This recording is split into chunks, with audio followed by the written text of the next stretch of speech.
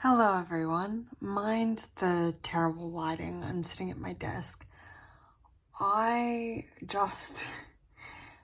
was like, I'm gonna look at my YouTube channel on my phone because I'm not signed in on my phone, just to see what's happening with it. And I was like, I'm gonna watch one of my videos just to see what it's like, and oh my god.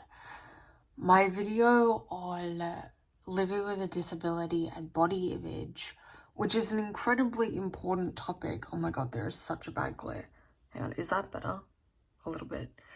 Now let me see if I can move. Maybe I'll just... Yes, I have a ladder that is covered in stuff, so don't mind that. One moment. Okay, that's better. I was just watching it, and it gets to a certain point, and the video freezes. Like, so you can still hear what I'm saying, but the video is frozen. And now I'm paranoid, so I, watched my other videos, and they seem to be fine, but that one video that I'm actually super proud of, and because I showed a side of myself and a vulnerability that I don't often share, and it's frozen. So that's great for me. And because I don't write scripts for my videos, it's not like I can just re-record it and get the same kind of quality that it originally had. And I didn't get a new computer, but I got my computer what's the word? Not regenerated. It had issues and it got completely wiped. And so I don't even have the original video to re-record and upload. So that's great for me. But I just did 2 hours of study. I'm currently working on statistics. And I'm about to have lunch. So I'm going to take you guys through the rest of my day because I said that I wanted to come back to YouTube, and that's what we're doing. So, God, I don't know if I should re-record that video. Maybe I should. I think I might. My mum just gone out, so I'm gonna have lunch when she comes back. And then I've got swimming at 5 o'clock, so I think I might try and re-record it for you guys. So it will be a part of this video. But I'll see you soon. Bye. So, wanted to set it up on my ring light for you guys so it actually was nice lighting and I could sit and talk like I did in the previous video. But I can't because I don't have the right application on my application adapter in my charging board to get the light going. So that's fine. We're just gonna sit like this. But it's only gonna be very short because my arm is going to get sore from holding my phone up for, half an hour. So, body image and living with a disability. Please, if you can, try and watch the original one, even if you just have it in the background, because I think, honestly, I don't think I can articulate what I was trying to articulate again, but it's a very real thing that people living with a disability find it very hard to accept our bodies because, and now obviously I'm a female, so I can't talk on men or people who don't identify with a certain gender, but as a woman who's grown up in the age of social media where all you see is the same person over and over again, it becomes very difficult to appreciate what you have when you don't see it, and you don't see it being idolized, and you don't see it being deemed as beautiful. And that's not to say that people living with a disability aren't. They definitely are. You know, I think we are just as, if not more so, right? And hang on, I'm gonna see if I can set you guys up somewhere because my arm's already hurting. Don't judge. Okay, I know it's not the best angle, but it will have to do. What was I saying? Right. So living with a disability it creates a new level of feeling like you don't fit in, right? And in this day and age of social media, where, as I said, everyone looks the same, everyone looks like a carbon copy of the same person, it's very, very rare that you see people keeping their natural features or not trying to change themselves in any sort of way. And so that for an able-bodied person is already very difficult, because you're constantly seeing people get procedures done, go to the gym, do all of these things to try and achieve a beauty standard that is unattainable. And then when you add in the factor of a disability, particularly a physical disability, I personally can't talk on intellectual disabilities. It adds in this other level of unattainability, because, you know, as much as I would love to, I can't, you know, go to a doctor and say, hey, can you surgically remove my cerebral palsy?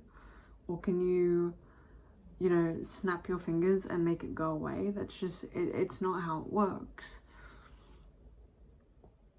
And because of that, I think there is,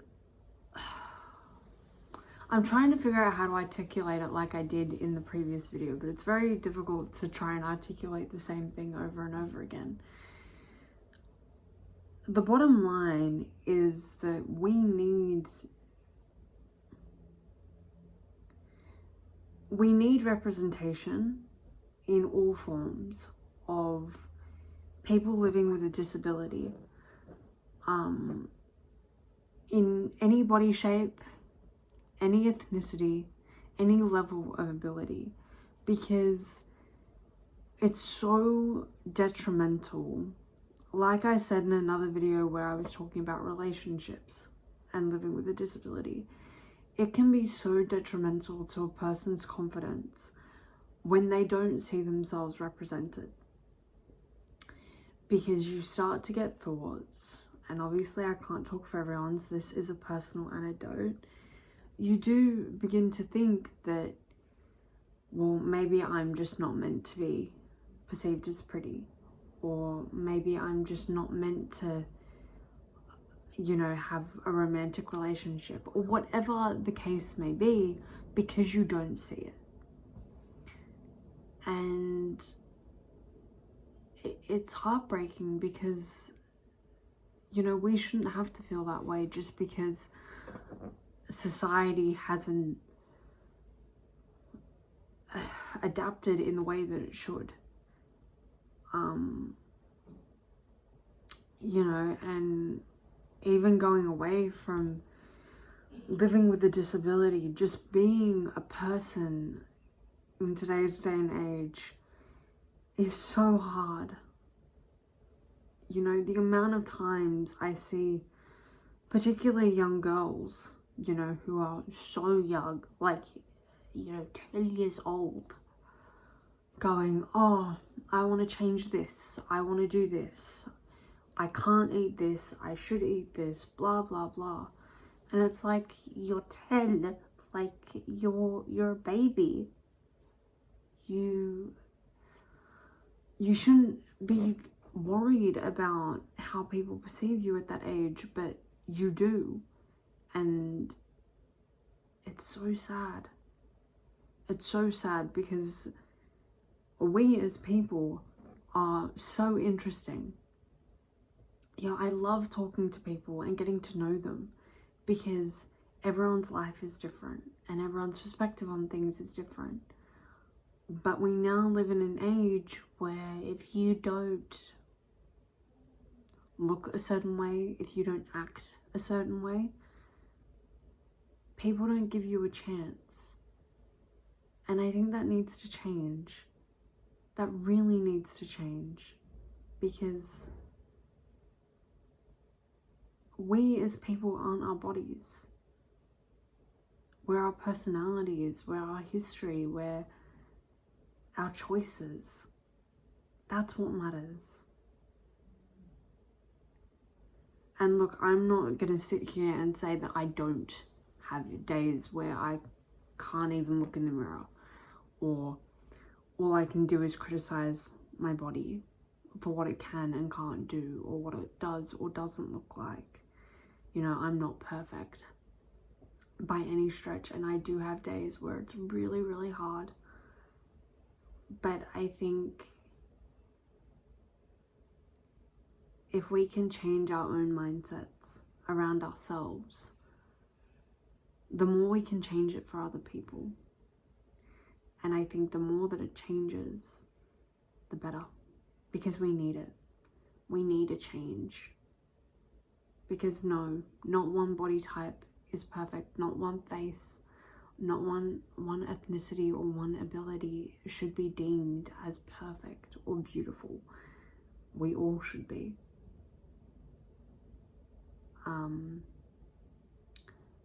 I know that's not necessarily what I went into in the previous video, and I got quite emotional in the last video because I went in depth about my own struggles with body image.